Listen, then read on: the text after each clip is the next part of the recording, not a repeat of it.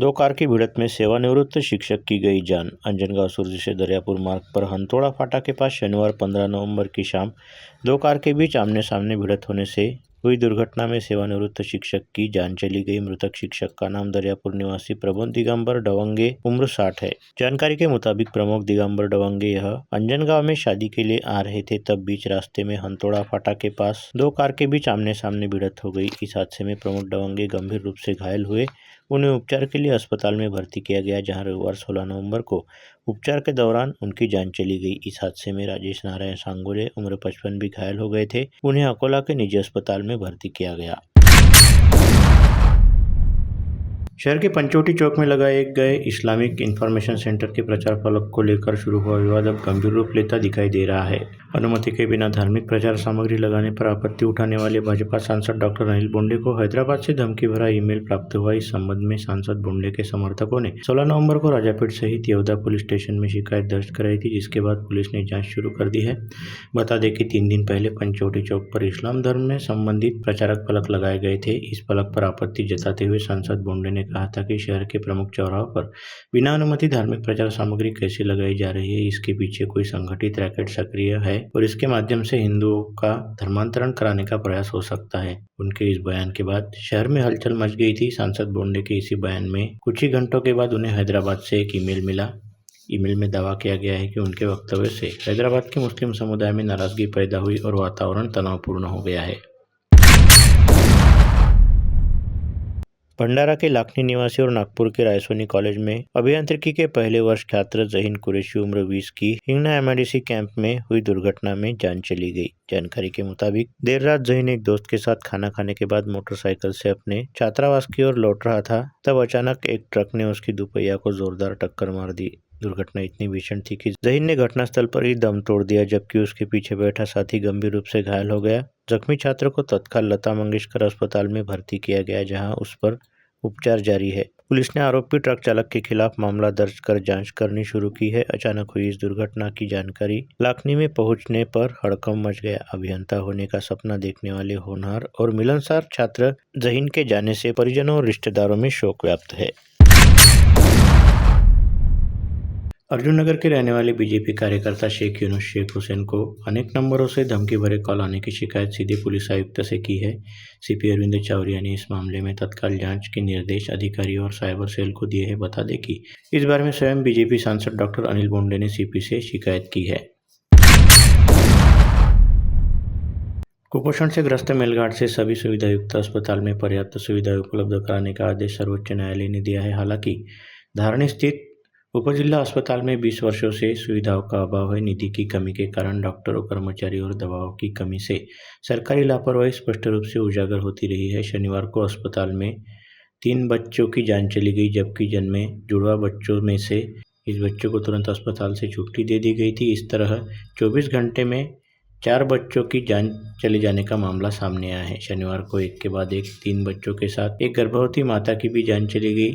सादराबाड़ी स्वास्थ्य केंद्र के अंतर्गत धुलघाट रोड की कविता श्रीराम धांडे उम्र 27, इनको शुक्रवार उपजिला अस्पताल में भर्ती किया गया था। 13 नवंबर की रात को उसने एम्बुलेंस में जुड़वा बच्चे को जन्म दिया। साबेक लाते वक्त धारनी गांव में तो दूसरा दवाखाने के गेट में गाड़ी में ही उसकी प्रसूति हुई, ऐसा श्रीराम धांडे ने मीडिया को बताया। उसमें से बच्चे की शनिवार को जान चली गई, इसलिए मां और नवजात को तुरंत छुट्टी दे दी गई और एम्बुलेंस में गांव भेज दिया गया। घर आई दूसरी नवजात ने भी रविवार को अंतिम सांस ली।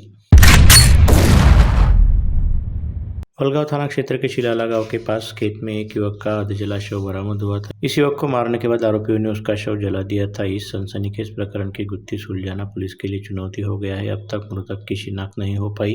मृतक की शिनाख्त के लिए क्राइम ब्रांच के दल ने 200 से अधिक लापता लोगों की जाँच की है। 43 लापता लोगों के परिजनों से भी संपर्क किया गया है, लेकिन पुलिस के हाथ निराशाही लगी। बता दें कि वलगांव थाना क्षेत्र के शिराला गांव में एक खेत में 7 नवंबर को एक अज्ञात युवक का अधजला शव बरामद हुआ था। इस युवक को मारकर पेट्रोल डालकर आरोपियों ने शव को जलाने का प्रयास किया था। इस मामले की गुत्थी मृतक के शिनाख्त के बाद ही हो सकती है।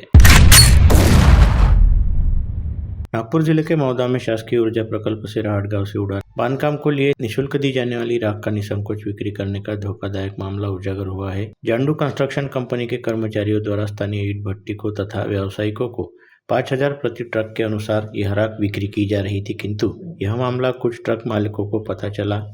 तब उन्होंने रविवार दोपहर 4 बजे राख के अड्डे पर धरना देने पर यह मामला उजागर हुआ।